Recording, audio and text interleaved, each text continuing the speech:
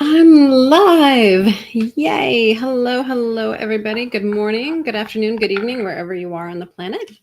My name is Melinda Jacobs. I'm a trauma-informed coach and counselor and healer, spiritual advisor, writer, teacher, author, all the things. I do all the things. And I created this amazing course called Awakening Your Emotional Intelligence, Feel, Heal, and Transform. I wanted to do this privately, and I was inspired, guided to share this information publicly and at no charge. How lovely for all the world to have this information, because honestly, I look out on the planet and I see what's happening. And there's such a lack of emotional intelligence. And so this is my best effort to bring some awareness onto the planet, to up level and educate all of us, because emotional intelligence was something that generally for most people has not been talked about. So let's dive in, shall we? I'm going to close a couple of these windows because it looks like I'm having some delays. So maybe if we do this, that might benefit us a little bit. Okay. I don't know. Maybe. Yeah, that's a little better. All right. So last week, we talked about getting a clear idea of who and how you want to be in the world. And I gave you a long list of ways that demonstrate someone's lack of emotional intelligence, and then ways that someone who has more developed emotional intelligence, how they are in the world. And I talked about how those old ways, who we used to be by default, by lack of understanding and education, those are the rumble strips on the side of the road that help us know when we're veering off the path. Those qualities and traits of someone who has developed a high emotional intelligence, that's the path. That's where we want to align to. That's what we want to focus on. So if you need to go back and watch that video, please do. It's in my Facebook. It's in my YouTube. It's there for you to go back again and again. Because when we are clear about who and how we want to be, then we can keep our sights on it. We can actually aim our actions and our thoughts and our feelings and our words in that direction. So today we're going to dive a little deeper. We're going to talk about what actually is emotional intelligence. And I talked last time about the power of quotes. It holds the energy. And so one of the things I love about my courses and the inspiration of how they come through is that it's a very relaxed environment where we're just gathering and we're having just deep conversation. Yes, we're sharing information. And I believe that I come in not only as the mouthpiece for this consciousness, but I too am a student. And everybody in the room, you included right now, you're the student, but you're also the master. You're also the teacher, because we all hold wisdom.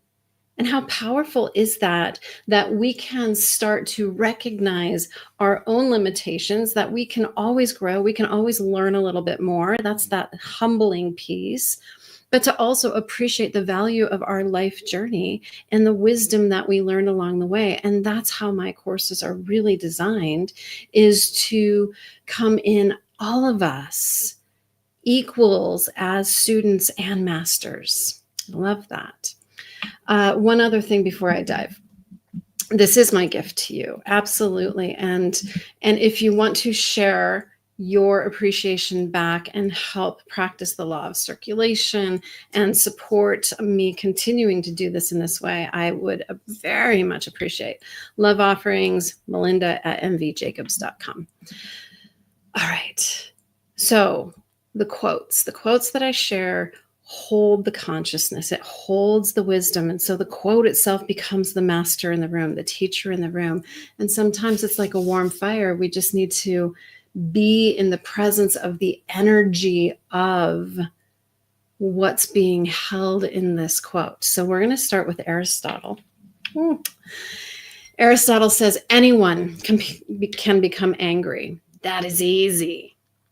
But to be angry with the right person to the right degree, at the right time, for the right purpose, and in the right way, that is not easy. And I think that quote says everything about where we are collectively as a society, as humanity, is that I don't believe that, number one, that we're ever being angry with the right person. Because oftentimes in the work that I do with people, someone is so angry that some boundary was violated. And it's like, oh, I can't believe they asked this. I can't believe they did that. I can't believe they didn't do that. But when we unpack it and we pull those layers back, that anger is almost always going to be at ourselves. Now I'm talking interpersonal relationships right now. Because we didn't hold the boundary, we didn't honor ourselves, we didn't take care of ourselves, we gave away our power for all those reasons, right? And so to be angry at the right person, it's important to look at, and how did I participate in this? Well, it's huge. To the right degree. Our bodies are opportunistic. And when we suppress energy and suppress emotions and suppress trauma, the body does not like having energy shoved into it like that. And so it's going to find opportunities to off gas some of that suppressed, repressed energy. Road rage is a great example of that. To the right degree, someone cuts you off. Does it really warrant you screaming at them? I'm not saying that you do this. It doesn't warrant being screamed at. Like the people that just go off, I guarantee you what the anger is about is more than that moment. It's more than what that situation is. It's just the body saw an opportunity. There was a little hole in the dam. And it's like, ooh, you're angry about this. Well, here's, 20 years of anger, and we're going to put it into this space as well. So I think this is a very powerful quote that speaks to how important emotional intelligence can be when we really, really pick this apart, and how different life can be. Part of my desire to do this course with you in this way is because this to me is sacred activism. I'm not someone that's going to go protest, although I was in a couple protests lately, but that's generally not my style. Like, that's not where I feel called. But I do feel called to do something and to start helping people understand how to better be with themselves, so that all that repressed energy isn't spiking out into the world. It's going to make the world better. I guarantee it'll make your relationships better. I guarantee you your health's going to get better. And as a result, because we're all interconnected, because we are this beautiful woven fabric of humanity, when one person changes, it changes everything.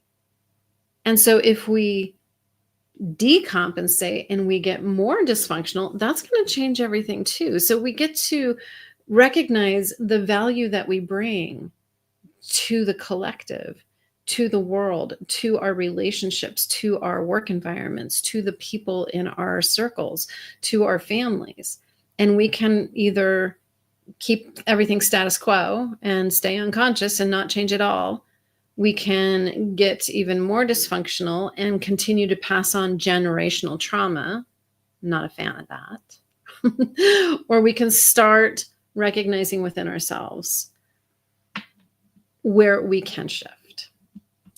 So let's go to defining what is emotional intelligence. Let me get to that. Really? There it is. My little, okay. What is happening here? My PowerPoint is just all over the place. All right, so this is the definition. So take a breath. And I'm going to break it down because it's in pieces and chunks. So emotional intelligence is the ability to identify, understand, manage, and influence emotions in oneself and others. I'll go through that again. It's the ability to identify emotions in yourself and other people. How many times I've sat with people and said, "How are you doing? What's going on?" And they've said, "I don't know." That speaks to a lack of being able to identify and have self-awareness of what you're feeling. For those of you who have followed me, for those of you who know me, I was late diagnosed autistic, and I definitely have what they call alexithymia, the inability to recognize and identify emotions. But I studied it and I learned over years. And what I didn't realize is when I watch TV, I'm studying emotions. I'm actually like, "Ooh, what's that feeling?" And then they'll say what it is. I'm like, "Okay, that's anger. Got it." And so over time, I have up-leveled my own emotional intelligence to just be able to identify feelings. And we're going to talk about later on in other classes what that looks like, how to do that. Emotional intelligence is the ability to understand emotions in yourself and others. I call it context, having context for why you're feeling what you're feeling. Why am I feeling so sad? Why am I feeling so angry? Why am I feeling so hurt? To be able to understand the why and the context improves and helps and up-levels everything. The ability to manage our emotions. Oh my gosh, learning to self-regulate is a huge, huge deal. And again, it's something I'm gonna bring to you. I'm gonna teach you that. And then how to influence the emotions in yourself and others. Dr. Joe Dispenza talks about you have to think greater than your body, which means your body becomes addicted to the chemicals produced by feelings. If we feel it over and over and over again, our body becomes addicted to that chemical. And we become addicted to feeling crappy. We become addicted to feeling sad, depressed, feeling helpless and hopeless, feeling guilty and ashamed. We actually become addicted to that. And to be able to influence how you feel and change it, freedom. You're no longer victim to what you're feeling. That is powerful. And to be able to influence intentionally, consciously, and for the good of all other people's feelings is a powerful, powerful thing. I have a friend who is master at this, and we worked together years ago at a massage school. And there was a very intense conversation happening, and people were shutting down.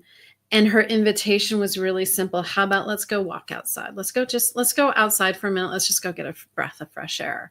She was able to understand what was happening in the room. She was able to recognize people were shutting down, and without being manipulative or dismissive, she was able to shift the energy that opened it back up and allowed us to really have a powerful, constructive conversation. I saw that and I'm like, wow, that's mastery. That was masterful. And it wasn't, let's get away from the conversation. It was, let's shift this energy in a way where we can get through this conversation. That's amazing. That's amazing.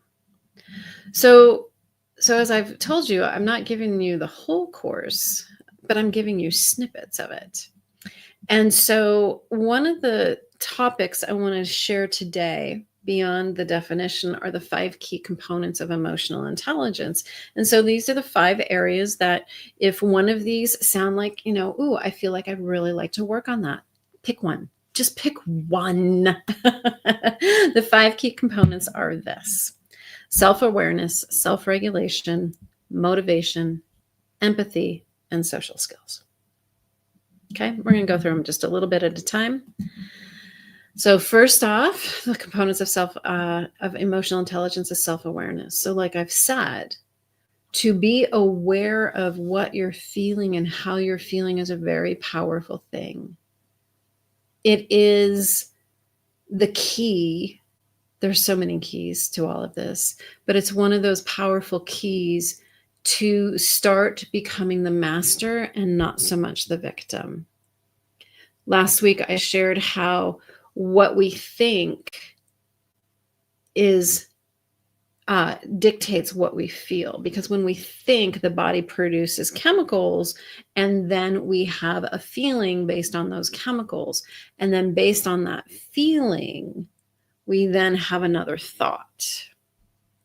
And generally, what I see for most people is, oh, the world is so awful. Oh, my diet. Oh, my finances. Oh, my relationship. And it's just a downward spiral. And then we feel shame and guilt and frustrated and angry and helpless and hopeless. And then that spurs the next thought. I'll never get out of this. And around it goes.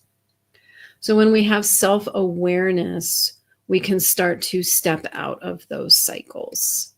And we can start upregulating ourselves and our feelings into a better biochemistry, as well as a better mindset, more motivation, better mood, better relationships. I'm not a fan of the word happy wife, happy life. I'm just happy people, happy life, right? And so when we can be aware of ourselves, we're going to improve our own health, our own well-being, and that ripples out.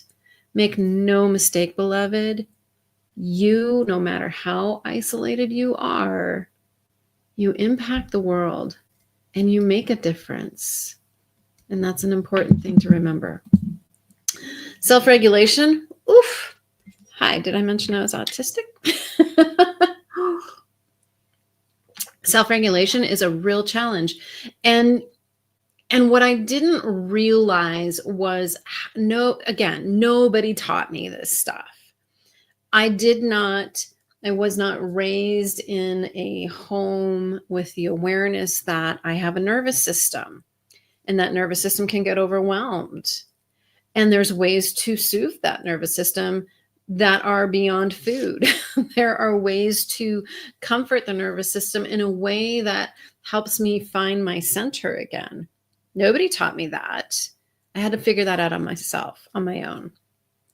I remember I was working with a coach, a therapist, and she had a weighted blanket.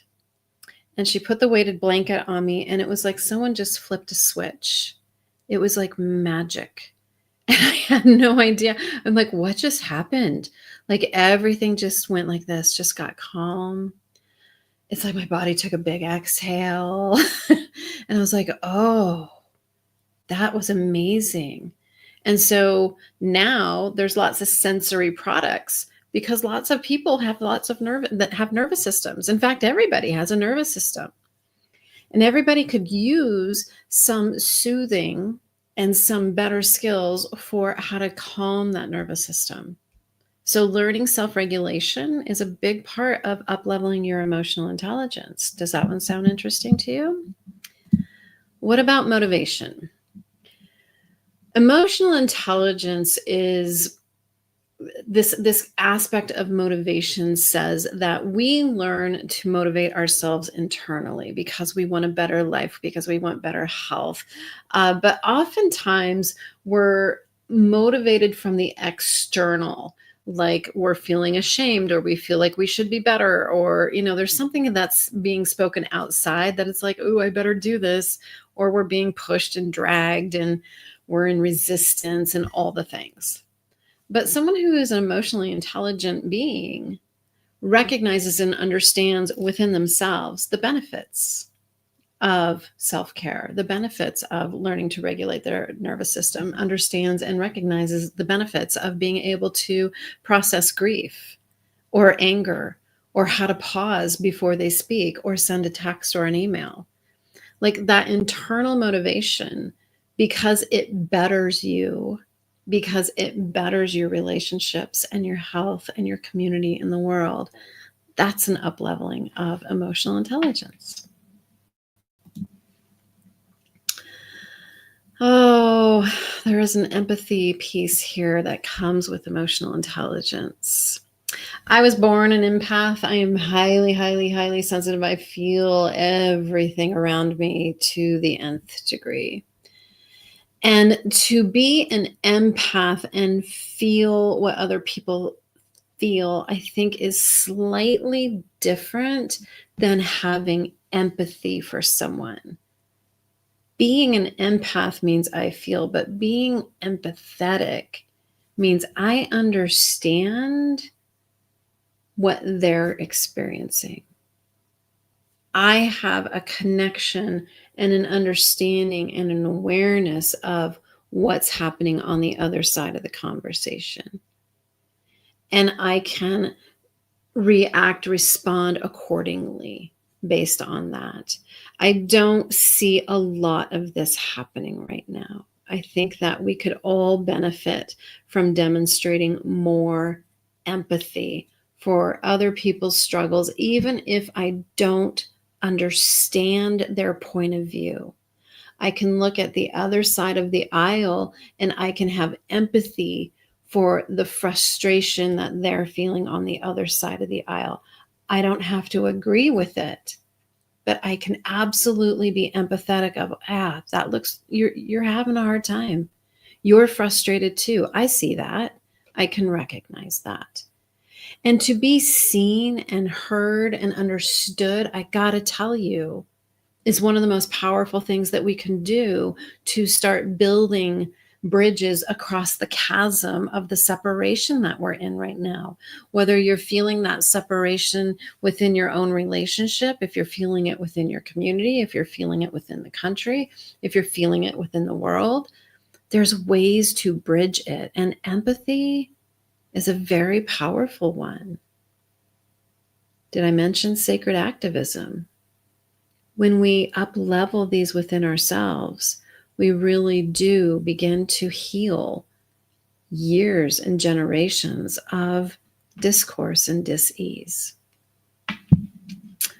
The last component of emotional intelligence for this course, for what I am teaching and bringing, is social skills. Now, I feel a little bit like a hypocrite. I have to say, I'm going to admit that. I notice within myself, check me out, the little self-awareness, that I feel that I am not the best person to talk about social skills. But maybe I am, because you know what? I've studied them my whole life to figure it out. This is what you do. This is what's acceptable. This is, what's unacceptable. I have studied my whole life just trying to feel into and figure out what is socially acceptable, what's not, and to have those skills of communication. So was it something that was innate for me? Was it initially something that was there? No, I have worked for years and I still stumble and I still bumble my way through. And there are times when I'm still very socially inappropriate and awkward, but you know what? I'm trying. And I think that's really what it comes down to when we are looking at any one of these components, whether it's self-awareness, self-regulation, motivation, empathy, social skills. It's not about getting it all right, because we're not going to.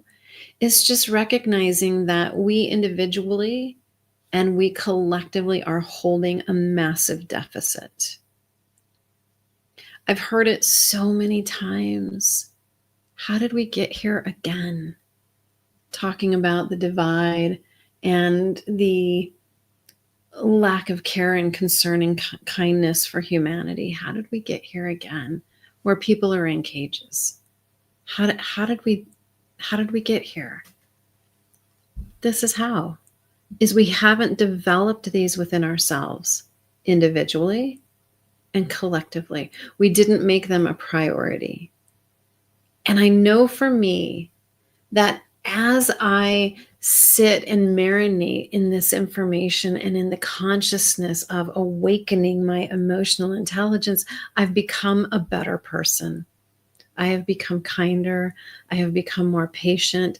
I have better boundaries. I self-regulate so much better.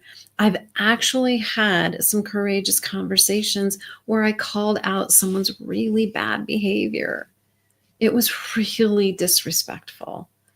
I felt so disrespected. And I said, you know what? That's not okay. And rather than, this is my old emotional intelligence. We talked about this last week. Let me see if I pull it up really quick. Um, da, da, da, da, da, da. Withdraw or ghost in conflict instead of engaging. That was how I used to do it. And I'm so proud. Just last week, folks, I up-leveled my emotional intelligence. Someone was very, very disrespectful. And I sat with it for a couple days, really tried to sort it out within myself, because I honestly don't feel like I have to bring everything to the table every time so that I feel disrespected, because most of the time it's just my stuff. But this time it was like, no, this is going to hurt their business. This is going to, if nobody knows about it, there's no way that this is going to get better, and this is how it's going to continue, and this is going to impact their business. I wanted to help them. I wanted to come from that place of bringing some self-awareness to them. And so I made a phone call and I said, hey, I just want you to be aware that this is what happened, and this is what was said, and this is how it was said. And I've never felt so disrespected, and I've never had a more unprofessional exchange ever. And by that afternoon, I got an apology. Granted, it was a really shit apology, but you know what? It was an apology. We'll let it be. And a bridge was made, and we were able to mend that upset. And so I'm going to take that as a huge win for me, even though it wasn't the apology I would have liked, even though there was still a large amount of lack of emotional intelligence that was being demonstrated on their side. I don't have to fix them. It's not my job to educate them. Like, I brought a little awareness to them, and there you go. But I stood up for myself, and there was a great outcome. So I really believe that we can build a better world when we up-level these within ourselves. We can build a better world when we learn to be more self-reflective, to have more self-regulation, not just spiking out and spewing hatred and bigotry and anger out into the world. The world doesn't need any more gasoline, folks. It really doesn't. We need to stop pouring and fueling the fires. Just those two components of emotional intelligence, self-awareness and self-regulation, would dial down the intensity significantly. So again, thank you for showing up. If this is supporting you, please share the videos. This is how you can support this work. If you feel motivated, you can send a love offering. That would be very, very kind of you. Not necessary. This is my gift to you. Because I listen, because I am here by divine appointment, as are you. We all have the thing that we can do, and this is what I can do. So please join me next week. Put it on your calendar. We're going to go through this, little bit by little bit. I don't know, maybe 8-9 weeks or so of this. And then you can watch the recordings after the fact. And I just so appreciate you for showing up for you, for your health, for your well-being, for your relationships, for your career, for the good that you're here to do, for your community, for your country, and for the world. Thank you from the bottom of my heart. If you need support, I'm here for it. You can find out all sorts of information. I offer 30-minute complimentary consults. And so you can go to mvjacobs.com and set that up. You can call me, and I would be happy, thrilled to be in your corner to support you in up-leveling your own emotional intelligence, beloved, because I know my world's gotten a lot better. just as a result of this information. And I know yours can too. And I know our world, we can do this better. All right, loves, we will see you soon. Take good care of you. Above all things, please be kind. See you soon.